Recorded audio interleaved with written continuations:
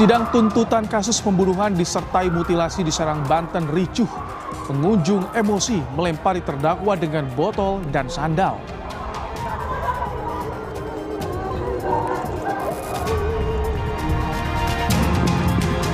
Aturan PPATK yang memblokir rekening tidak aktif selama 3 bulan milik masyarakat tuai kritik. Sejumlah warga komplain tidak bisa menarik uang yang ada di rekeningnya.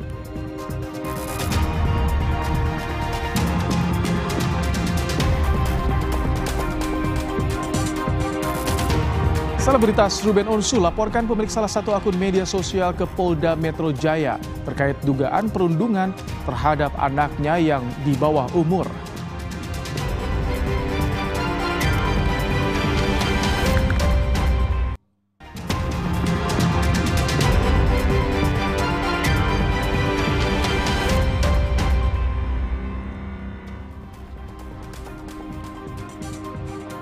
Halo, selamat malam saudara. Anda menyaksikan program Kompas Malam bersama saya Rahmat Ibrahim. Selain 3 informasi tadi, kami juga masih memiliki informasi lainnya untuk Anda. Langsung saja kita simak informasi pertama di Kompas Malam saudara.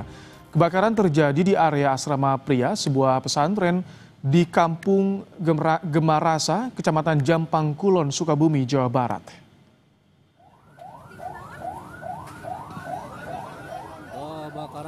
Awalnya salah satu santri yang berada di asrama tiba-tiba mencium bau asap. Saat diperiksa, tiba-tiba api sudah membesar di bagian atap bangunan 2 lantai tersebut. Dengan cepat, api membesar dan membakar seluruh bagian asrama.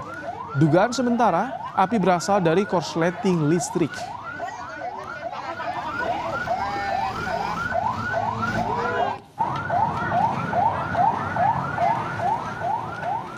Saudara, kebijakan Pusat Pelaporan dan Analisis Transaksi Keuangan atau PPATK memblokir rekening yang tidak aktif selama 3 bulan menuai kritik masyarakat. Sejumlah warga kesulitan karena tidak bisa menarik uang yang ada di rekeningnya.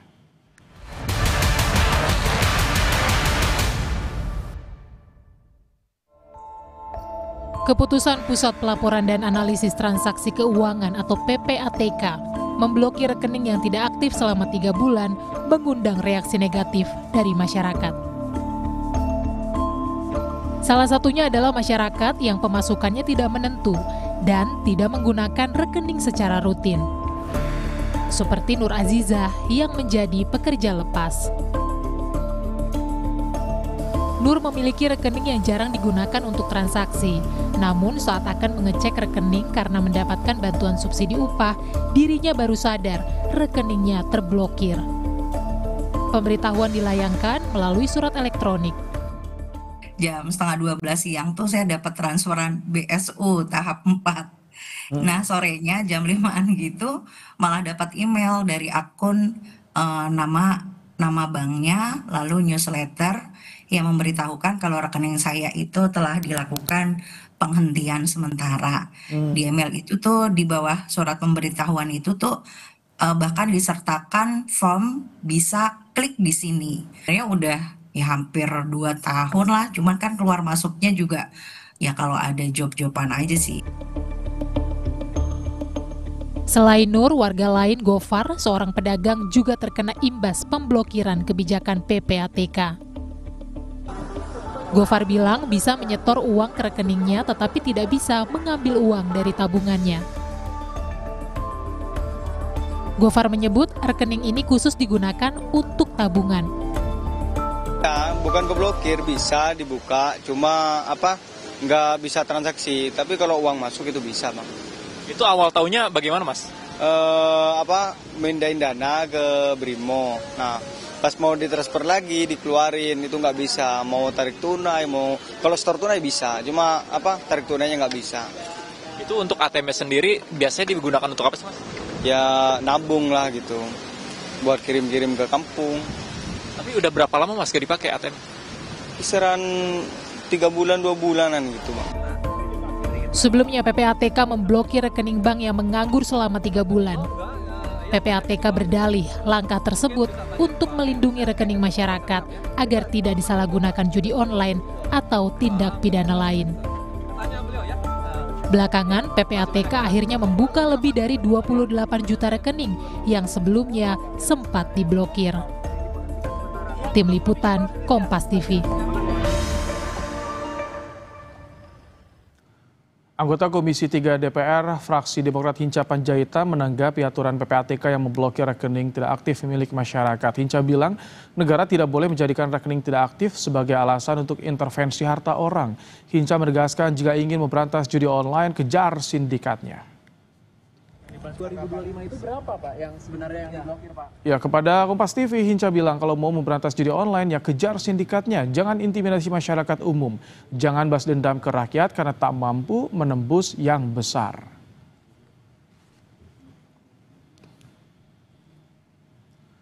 Setelah membahas soal langkah PPATK yang blokir rekening dorman milik warga, kita sudah bersama dengan Kepala Biro Humas PPATK, Natsir Konga. Selamat malam Pak Natsir. Selamat malam. Baik, ini jadi banyak pertanyaan. Bahagia selalu kita semua. Baik, terima kasih Pak Natsir. Ini menjadi banyak pertanyaan dari warga. Mengapa PPATK melakukan pemblokiran rekening mereka yang tidak aktif? Sebetulnya yang diblokir itu rekening yang seperti apa kategorinya? Apakah hanya tidak aktif atau diduga ada kaitan dengan tindak pidana misalnya judi online, Pak Natsir? Ya, jadi ini tidak ujuk-ujuk kita lakukan ya. Sebelumnya saya ucapkan terima kasih Pak Ibrahim atas kesempatan yang diberikan. Kami sudah 5 tahun ini melihat bahwa tren dari rekening yang tidak terpakai lama itu terus meningkat. Dan tren yang signifikan juga kita melihat bahwa rekening-rekening dorman ini dilakukan sebagai tindak pidana. Sehingga kami mengundang para perbankan ya, ada 100 lebih itu, dan kita bertanya lalu meminta bank-bank agar memberikan data dari rekening yang tidak dipakai selama dalam waktu tertentu. Nah, kriteria berapa lama itu ya masing-masing bank memiliki definisi sendiri gitu ya.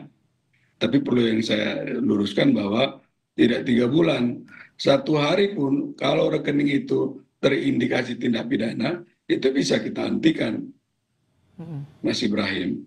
Tapi kalau untuk yang warga yang lain yang merasa mereka kaget loh, Pak Natsir, banyak yang itu rekening hanya digunakan untuk menerima atau untuk menabung, artinya tidak ada transaksi selama berbulan-bulan.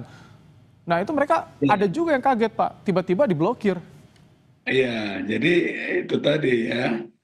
Secara teknis, sebelum data itu sampai ke kami itu kita tidak mengetahui ya.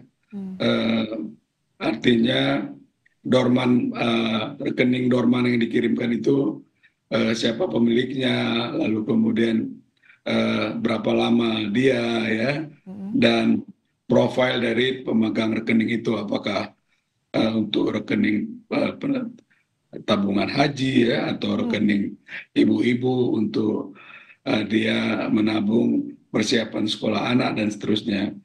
Nah, data gelondongan itu kita terima lalu kemudian kita hentikan sementara agar pemilik rekening ini terhindar dari tindak pidana. Saya ingin menyampaikan sedikit fakta saja nih, Mas Ibrahim. Di bulan April kemarin itu lonjakan top up ya untuk pemain judi online dari kalangan masyarakat kita itu ada 55 triliun rupiah. Karena memang saat itu kan lebaran ya. Anak-anak banyak dapat uang jajan dari keluarga ya. Ada THR dan lain-lain. Nah, ketika kita terapkan penghentian sementara rekening dorman itu turun sampai 1 triliun, artinya 70% lebih.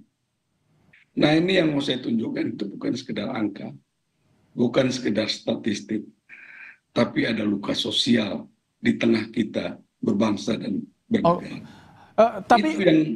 Tapi ini yang menjadi pertanyaan publik, kalau misalkan ada warga yang merasa saya tidak terkait, saya tidak pernah membuka akun situs judi online, tidak terkait dengan transaksi situs judi online, tapi mengapa bisa kena juga? Apakah ini sistemnya pukul rata melihat yang tidak aktif, kemudian ada proses ketika tidak aktif itu oleh PPATK ada proses?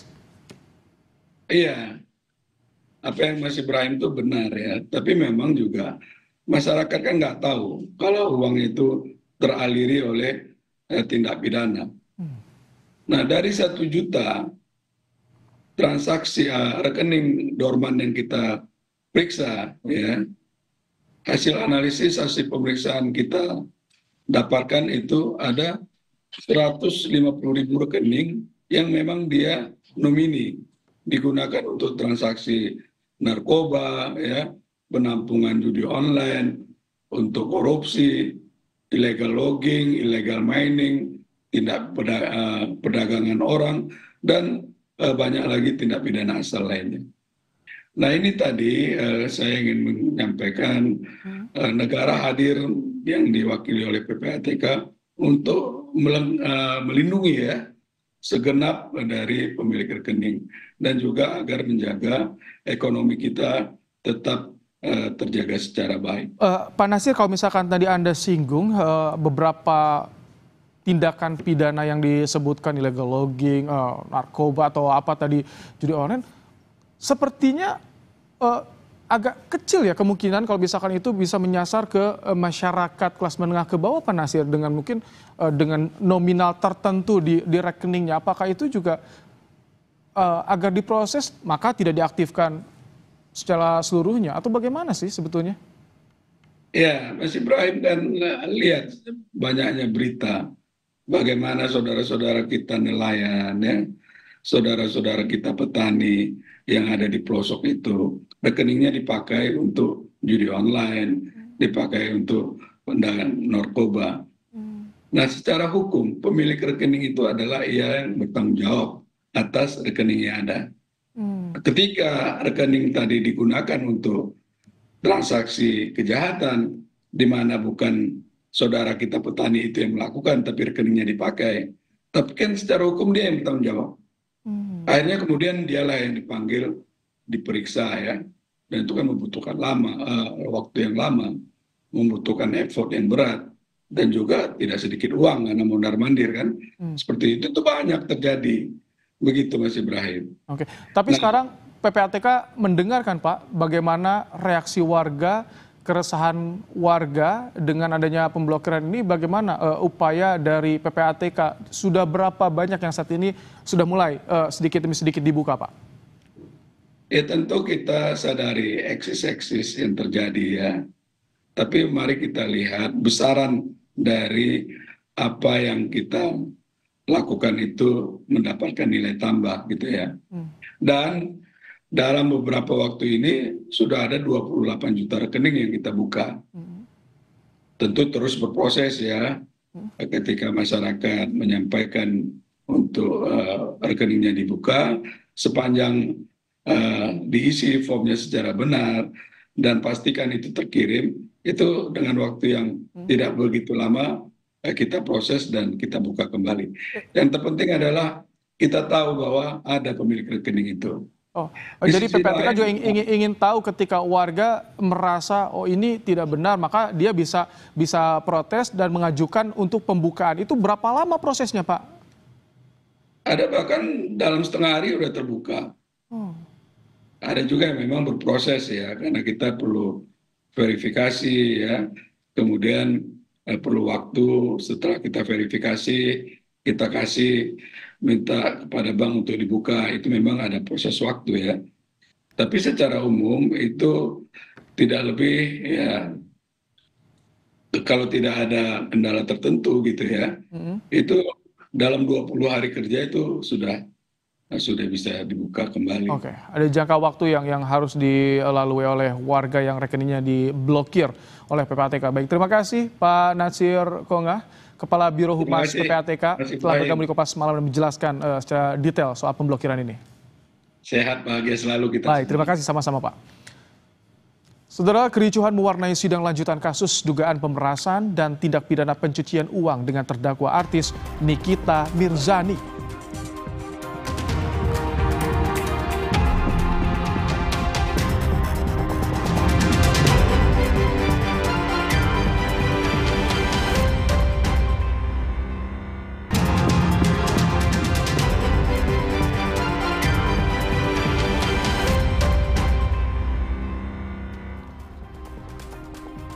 Setelah kericuhan mewarnai sidang lanjutan kasus dugaan pemerasan dan tindak pidana pencucian uang dengan terdakwa artis Nikita Mirzani di Pengadilan Negeri Jakarta Selatan pada Kamis siang.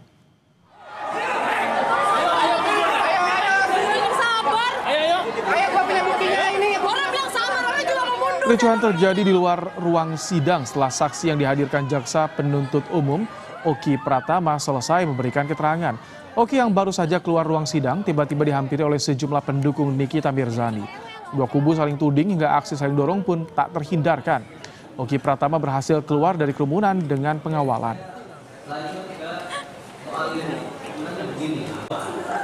Bagi saksi, semuanya berjalan lancar. Tahan duduk, duduk. Saya dapat menanggapi semua ada pernyataan-pernyataan yang sudah ditanyakan oleh majelis saksi. Saudara, DPR menyetujui pemberian abolisi dan pada mantan Menteri Perdagangan Tom Lembong dan amnesti pada Sekjen PD Perjuangan Hasto Kristianto yang diajukan oleh Presiden Prabowo Subianto. Permohonan pemberian abolisi dan amnesti itu diajukan oleh Presiden Prabowo Subianto setelah mendapat rekomendasi dari Kementerian Hukum. Berdasarkan pertimbangan, DPR menyetujui permohonan Presiden untuk memberikan abolisi pada Tom Lembong dan amnesti pada 1.116 orang terpidana, salah satunya Hasto Kristianto. Dengan abolisi ini artinya seluruh proses hukum pada Tom Lembong dalam korupsi impor gula dihentikan. Sementara untuk Hasto yang menerima amnesti juga akan mendapat penghapusan hukuman tindak pidana.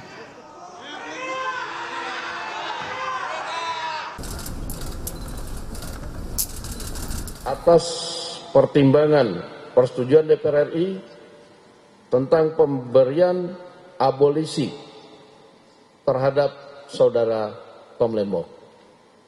Persetujuan atas dan pertimbangan atas surat Presiden nomor 42/07/2025 tanggal 30 Juli 2025 tentang amnesti terhadap 1.116 orang yang telah terpidana diberikan amnesti, termasuk saudara Hasto Kristianto. Informasi lebih lengkap terkait pemberian abolisi pada mantan Menteri Perdagangan Tom Lembong dan amnesti pada Sekjen PD Perjuangan Hasto Kristianto, kita akan sapa jurnalis Kompas TV ada Ariel Wiranata dan Febri James. Selamat malam, Ariel. Apa yang jadi alasan pemberian abolisi dan amnesti kepada kedua tokoh ini, Ariel? Malam Ibrahim dan saudara, ya baru saja dari DPR RI bersama Menteri HAM melakukan konferensi pers yang dilakukan di DPR yang dimana membahas terkait dengan pertimbangan dari surat Presiden atas suratnya yaitu adalah pemberian abolisi terhadap saudara Tom Lembong dan selain itu juga amnesti terhadap 1.116 terpidana, salah satunya adalah Hasto Kristianto yang diberikan amnesti. Dan dalam hal ini juga dikatakan sebelumnya dari Presiden Prabowo Subianto melalui rekomendasi Menteri Hukum mengatakan bahwa pemberian ini juga merupakan kepentingan negara ataupun bangsa yang diberikan dan selain itu juga bahwa amnesti ini diberikan terhadap kasus terkait dengan salah satunya adalah kasus penghinaan kepada presiden, lalu kemudian juga ada kasus makar tanpa senjata hingga kasus politik. Dan selain itu juga dikatakan bahwa dengan adanya amnesti ini maka pengampunan atau penghapusan hukuman yang diberikan kepala negara terhadap seseorang ataupun kelompok yang telah terpidana, salah satunya adalah Hasto Kristianto. Dan selain itu juga Tom Lembong mantan Menteri Perdagangan juga diberikan abolisi. Dan kita akan mendengarkan pernyataan dari Menteri HAM terkait dengan alasan pemberian amnesti dan abolisi yang dimana sebelumnya juga diberikan oleh Presiden Prabowo Subianto. Sekali lagi dalam pemberian abolisi ataupun amnesti itu pasti pertimbangannya demi kepentingan bangsa dan negara.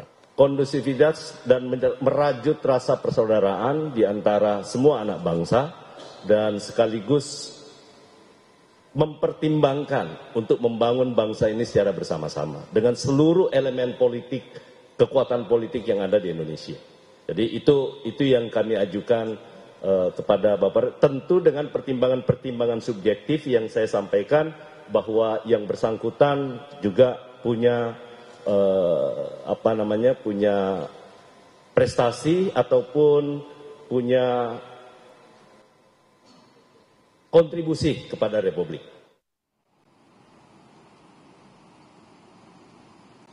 Ya, Ibrahim dan Saura, dengan hal tersebut memang kita perlu ketahui sebelumnya di mana Hasto Kristianto telah divonis yaitu selama 3 tahun 6 bulan, dan selain itu juga untuk Tom Lembong menerima hukuman selama 4,5 tahun. Dan dalam hal ini maka Tom Lembong diberikan abolisi, lalu kemudian untuk Hasto Kristianto diberikan amnesti bersama dengan 1.116 terpidana lainnya. Ibrahim. Baik, terima kasih Ariel Wiranata untuk laporan Anda langsung dari Senayan, Jakarta. Informasi berikutnya, Saudara, sidang pembacaan tuntutan kasus pembunuhan disertai mutilasi di Kabupaten Serang, Banten ricuh. Pengunjung sidang yang tak kuasa menahan emosi melempari terdakwa dengan botol dan sandal.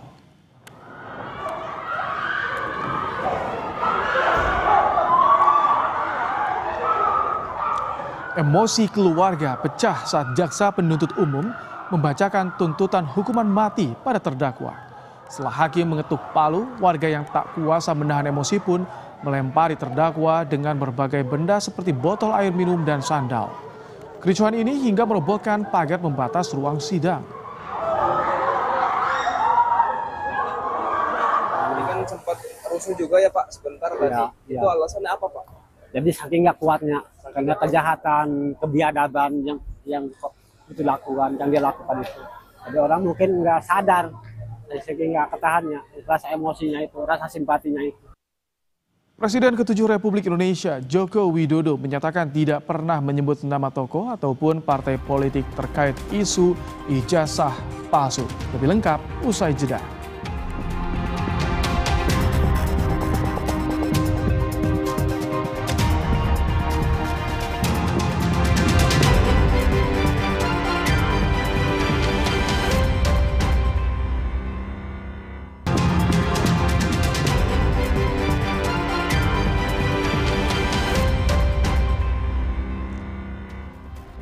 Politisi Partai Demokrat Yana Harahap menilai pernyataan Presiden ke-7 Republik Indonesia Joko Widodo yang menduga ada orang besar di balik tudingan ijazahnya palsu tidak elok karena mengarah ke insinuasi atau tuduhan tersembunyi. Menurutnya, pernyataan Jokowi itu menunjukkan lemahnya argumen atas kasus yang menjeratnya selama ini.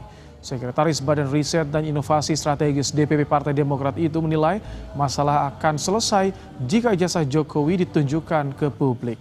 Sebelumnya Jokowi mencurigai agenda politik di balik ijazah yang masuk ke ranah hukum.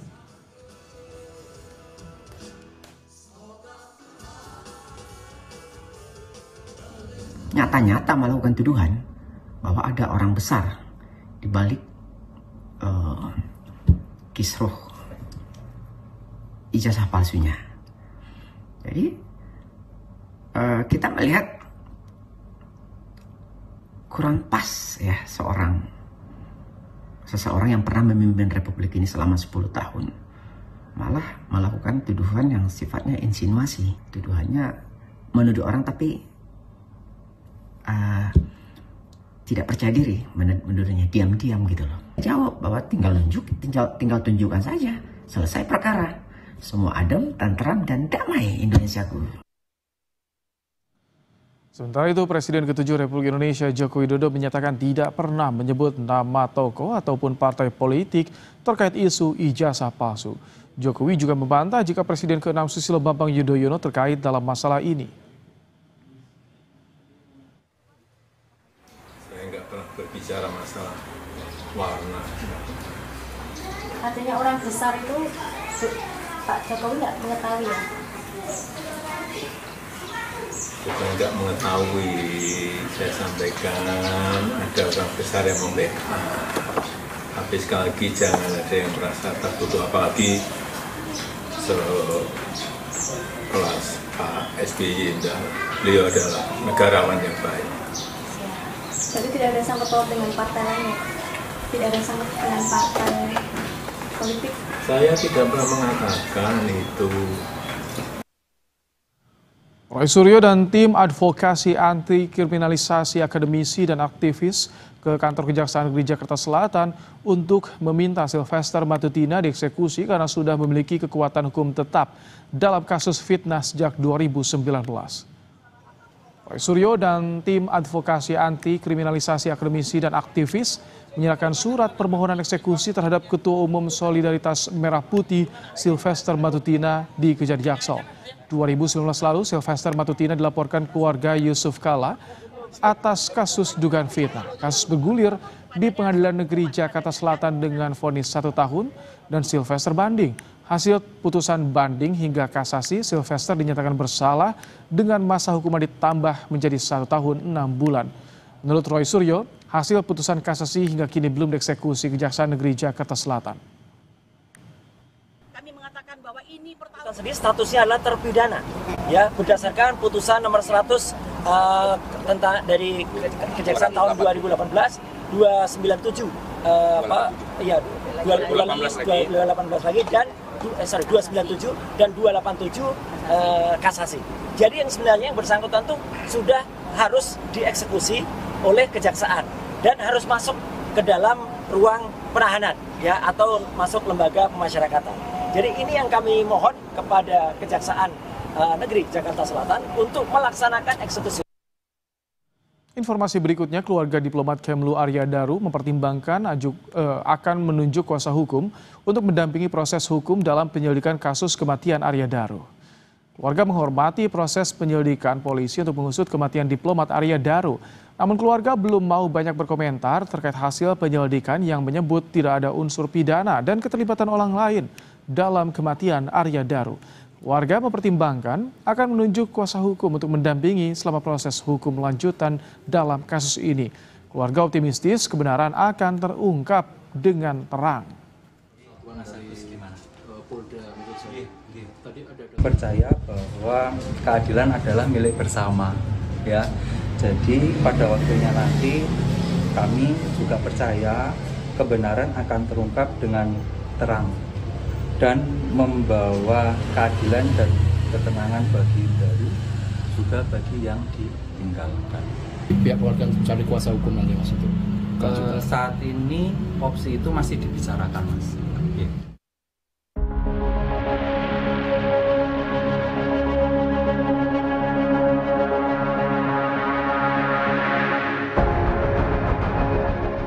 Keluarga diplomat muda Kemlu Arya Daru Pangayunan masih berharap ada penyelidikan lanjutan yang dilakukan oleh polisi untuk mengungkap secara terang kasus kematian Arya Daru yang ditemukan tewas terlakban di indekosnya di Menteng, Jakarta Pusat.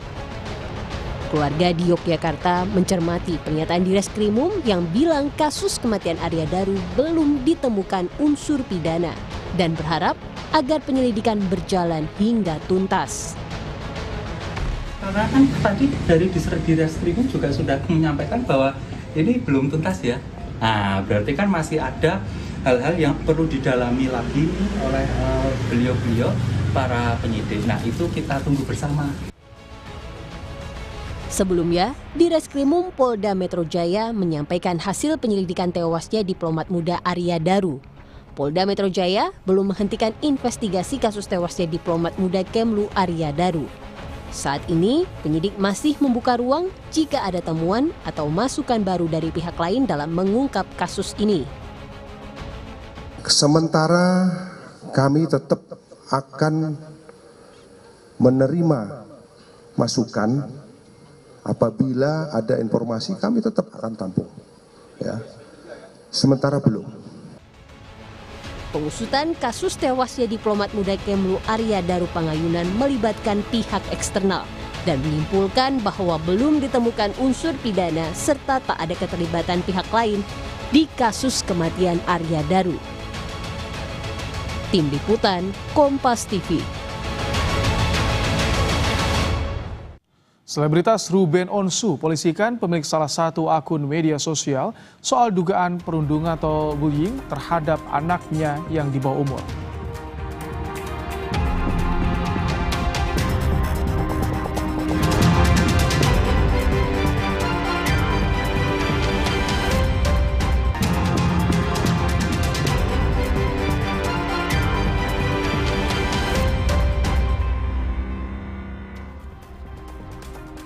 Selebritas Ruben Onsu melaporkan pemilik salah satu akun media sosial ke Polda Metro Jaya. Laporannya terkait dugaan perundungan atau bullying terhadap anaknya yang di bawah umur. Dengan didampingi kuasa hukumnya, Ruben Onsu mendatangi Mapolda Metro Jaya. Ruben menyerahkan barang bukti adanya dugaan tindak pidana yang dilakukan pemilik sebuah akun media sosial yang diduga merundung anaknya. Sebelumnya, Ruben sudah meminta terlapor untuk meminta maaf dan menghapus unggahannya, tetapi terlapor malah menambah unggahannya di media sosial. Dari dia nggak ada etikat baiknya juga kan, malah dia sengaja dia capture lagi, terus dia posting lagi, terus ya buat saya ya udah cukup. Sebelumnya kan sempat ada komunikasi bagaimana? Nggak ada, gimana dulu bisa ngubungi setan kan nggak bisa kan? Ya kan ada caranya lain dia, memang dia punya. Jadi kalau yang dibilang ini ada dia anak di bawah umur enggak? Anak di bawah enggak. Diduga apa? Bukan diduga ibu-ibu dah. Udah bukan diduga lagi ibu-ibu. Apalagi dia nge-crop, dia sengaja dengan ngeditnya. Wah itu udah buat saya, ketika saya udah tegur pun dia malah makin sengaja terus kan nantangin setiap orang. Saudara, pengunjuk rasa ramai-ramai mendatangi Pengadilan Negeri Manado, Sulawesi Utara memprotes persoalan kepemilikan tanah.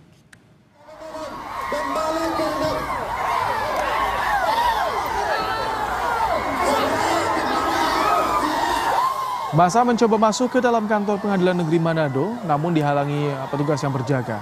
Aksi dorong antara petugas dan massa pun terjadi. Dalam tuntutannya, massa meminta pihak Pengadilan Negeri Manado membatalkan eksekusi sebuah lahan di kawasan Sario, Manado karena telah memiliki sertifikat hak milik.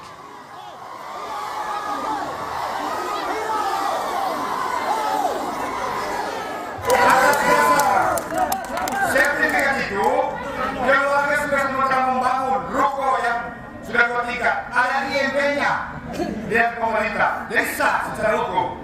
Tetapi tiba-tiba ada surat sita eksekusi dari Ketua Pengadilan Negeri. Apa maksud dan tujuan Ketua PM untuk memberikan surat eksekusi di tanah tersebut? Setelah berdiskusi selama 1 jam, pihak perwakilan massa bertemu Pengadilan Negeri Manado dan Pengadilan Negeri Manado pun membatalkan eksekusi lahan tersebut. Usai mendengarkan pernyataan pihak Pengadilan Negeri Manado, massa membubarkan diri dengan pengawalan polisian. Permintaan kami terakhir sedang batas-batas. Pengadilan Negeri Manado sudah menyampaikan dan sudah bertemu dengan keluarga dan mengambil putusan bahwa eksekusi tidak dilaksanakan. Kepada Bapak Ibu sekalian, bisa meninggalkan kantor Pengadilan Negeri Manado dengan tenang. Seorang pengendara sepeda motor dipepet dan dihadang komplotan mata elang di ruas Jalan Kelapa Gading, Nias, Kelapa Gading, Jakarta Utara pada Rabu pagi. Pelaku yang berjumlah 5 orang itu berupaya merampas sepeda motor hingga menganiaya korban.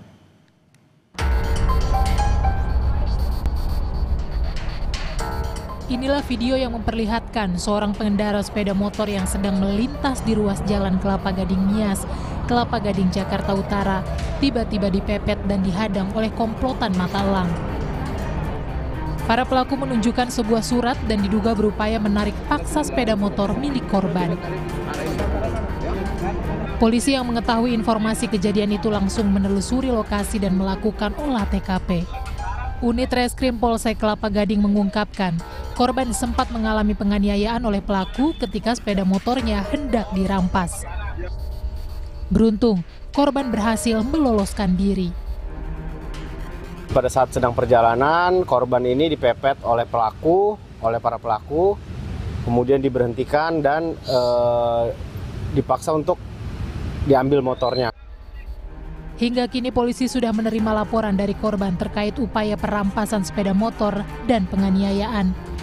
Sementara para pelaku yang berjumlah 5 orang dalam pengejaran polisi.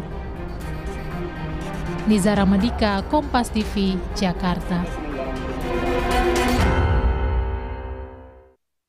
Saudara, kebakaran menghanguskan sebuah kios warung makan di kawasan Beji, Kota Depok yang terjadi pada Rabu malam. Menurut saksi mata yang mendengar 2 kali suara ledakan keras sebelum listrik di sekitar lokasi padam. Di lokasi kebakaran kini dipasang garis polisi untuk mengamankan area kebakaran. Penyebab kebakaran masih dalam penyelidikan termasuk kemungkinan adanya korsleting listrik atau kebocoran gas. Sementara itu, korban yang meninggal diketahui sebagai karyawan warung makan yang terbakar. Kayak ban pecah gitu, dong langsung. Terus saya pikir ban pecah kali gitu ya kan. Terus tapi ada orang minta tolong. Saya pikir apa lagi bercanda sama teman-temannya di sebelah nih warung ini. Nah terus kok makin sering gitu, tolong. Nggak lama bunyi lagi kayak ledupan gitu. Ternyata langsung listrik mati. Nah langsung listrik mati, saya juga kan enggak, saya teriak, "Pak, kok ini lampu mati?" gitu kan. Terus anak saya ternyata di atas sudah nyium bau sengit gitu. Yang minta tolong itu perempuan, karena yang perempuan biasanya tinggal di sini. Sebelumnya 2 orang terjebak dalam kebakaran di warung makan di Jalan Nusantara, Depok, Jawa Barat. Api membakar bangunan dengan cepat. Kebakaran baru bisa dipadamkan setelah 40 menit. 2 orang yang terjebak dalam kebakaran itu langsung dievakuasi. Namun 1 orang meninggal dalam perjalanan menuju rumah sakit.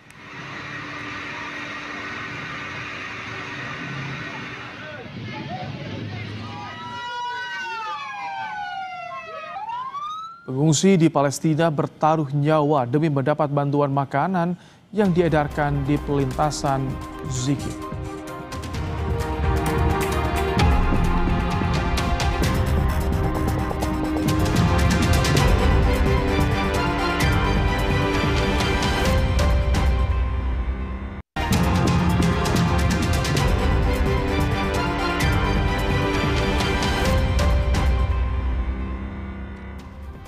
Pengungsi di Palestina masih bertaruh nyawa demi mendapat bantuan makanan yang diedarkan di pelintasan Zikim. Di tengah antrean, sejumlah warga bahkan membawa jasad dan korban luka akibat serangan Israel. Orang-orang membawa jasad-jasad di atas palet kayu karena ambulans tidak dapat mencapai lokasi kejadian. Sementara kerumunan besar orang menaiki truk-truk bantuan dan yang lain membawa karung-karung tepung di punggung mereka. Sejak konflik Israel-Hamas pecah pada 7 Oktober 2023, lebih dari 60.000 penduduk Palestina kehilangan nyawa.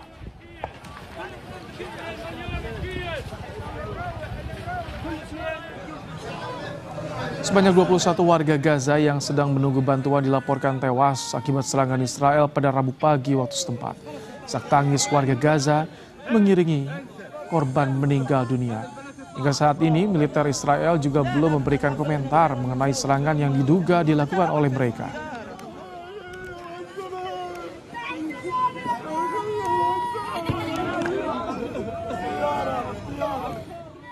Saudara, informasi tadi jadi penutup Kompas Malam hari ini. Saya Rahmat Ibrahim, terima kasih. Sampai jumpa.